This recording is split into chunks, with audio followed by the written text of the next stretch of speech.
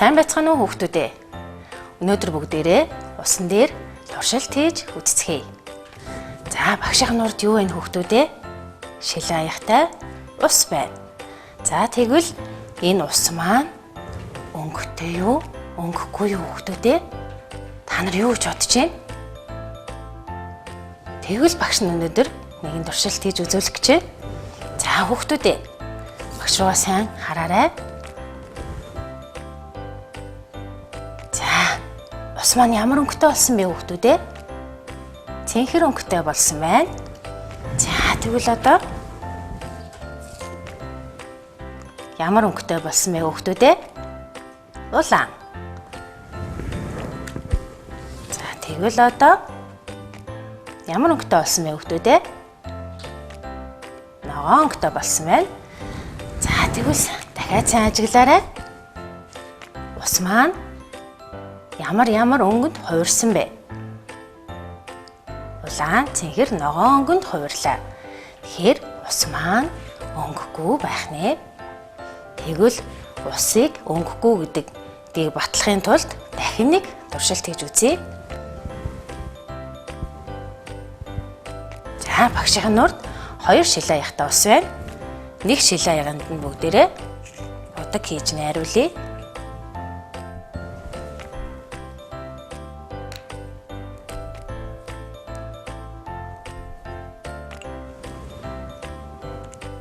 За багш нь усандаа ямар өнгийн будаг хийсэн бэ хүүхдүүдээ?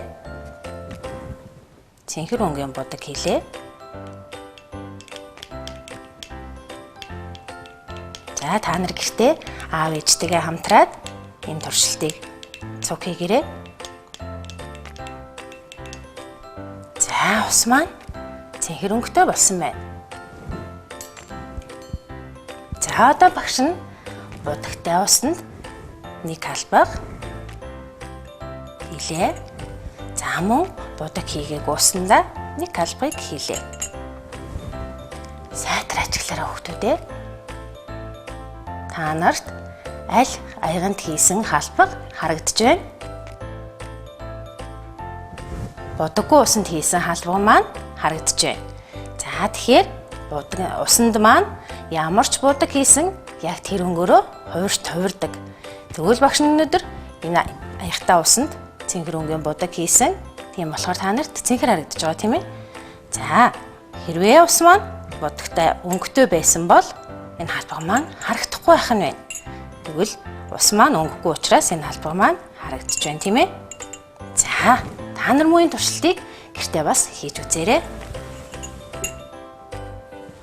За одоо багш нь бас нэгэн туршилтыг хийж үзүүлье. Та нар мөн энэ туршилтыг аав ээжтэйгээ том хүмүүстэй хамтарч хийгээрэй хүүхдүүдээ. Ганцаараа хийж болохгүй шүү. За багшд нэг сав. Мөн халуун сав 2 байна. За багш нь энэ савнд халуун ус хийсэн байгаа.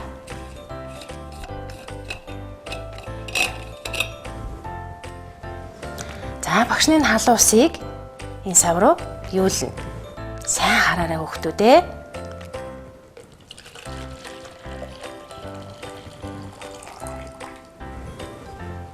Хүүхдүүдээ энэ халуун уснаас юу гарч ийн? Сайн ажиглаарай.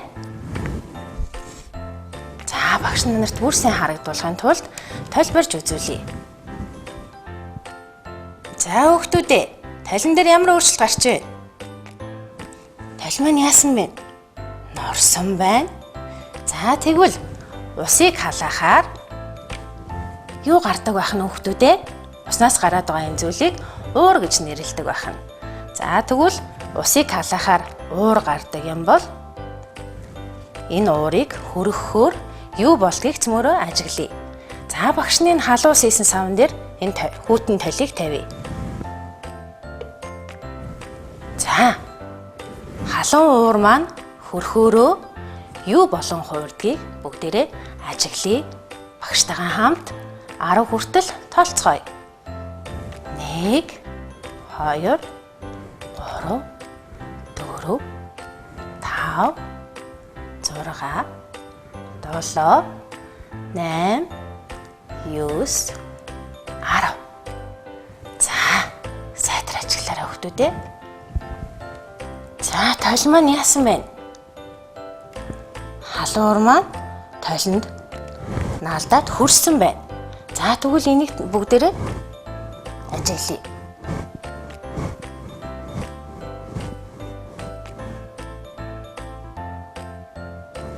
За энэ уур маань юу болсон бэ хүүхдүүдээ?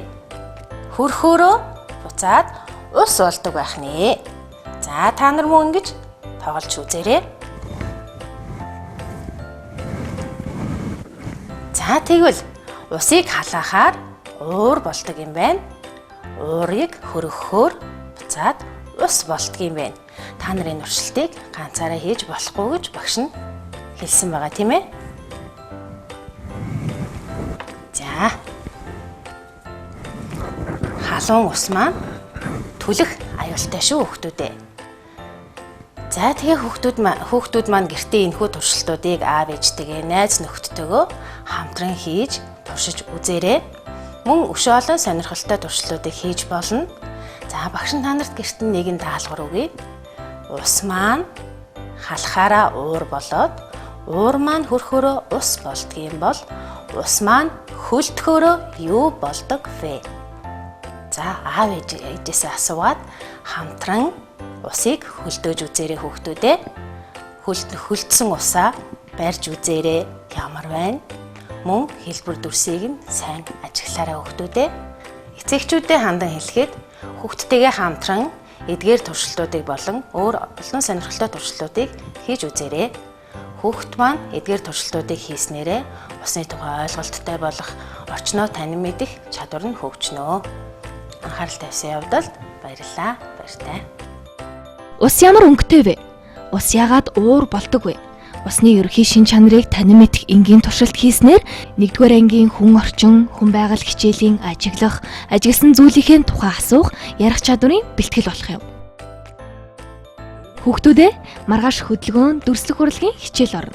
Хөдөлгөөний хичээл дээр хөгжилтэй тоглоом тоглоно. Иймд 2 ширхэг том цаас, ам дөрвөлжийн цаас 12 ширхэг, 3 ширхэг хайрцаг, 1 удаагийн тавг, цаасан бөмбөлөг зэргийг бэлтээрэй.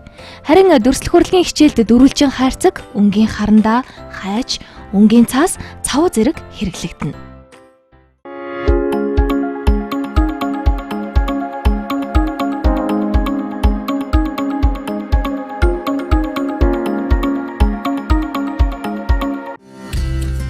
Бага насны хүүхдийн хөгжлийн цогц шийдэл.